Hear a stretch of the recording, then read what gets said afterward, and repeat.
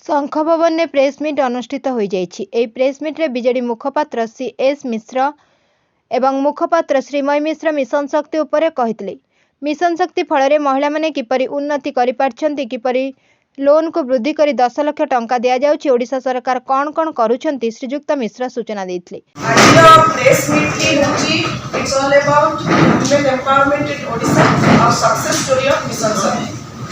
आपण समस्त जानछन्ति माननीय मुख्यमंत्री सबुबेले कहछन्ति सेही राज्य सेही जाति सेते उन्नत जो राज्य एवं जो जाति रे आमे महिला मानक अधिक सम्मान देछु एवं महिला मानक विकास में काम करूछु एवं सेही प्रतिबद्धता नै माननीय मुख्यमंत्री श्री नवीन पट्टनायक महोदय आज ओडिशा रे गोटे विप्लव आरंभ करथिले 2001 मिशन शक्ति नाम ताहा आज गोटे ब्रांड पालटी जाइछि। समग्र विश्व में आम गोटे एग्जाम्पल सेट करिछु जे केमिति महिला सशक्तिकरण दिगरे ओडिशा समस्त पछरे पकई आगु बढ़ी एवं आज गोटे स्वतंत्र विभाग जरिया 70 लाख महिला को सशक्त कर 6 लाख स्वयं सहायता गोष्ठी आज गोटे स्वतंत्र परिचय पाई एवं ता सहित स्वावलंबी होबार गोटे सुजोग पाई।